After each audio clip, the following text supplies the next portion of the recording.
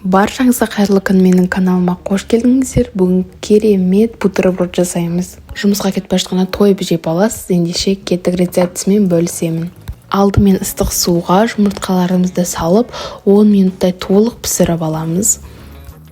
Қызанағымызды жақсылап жуып, 4 бұрышты етіп турап аламыз. Грильницаны алып, қыстырып, нандарымызды күйдіріп аламыз.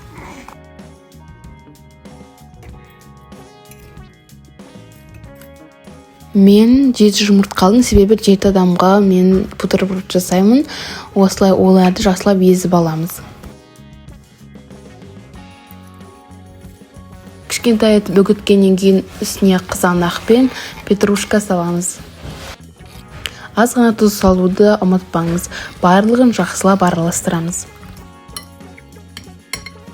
Нандарымыздың үстіне жақсылап басып қойып шығамыз.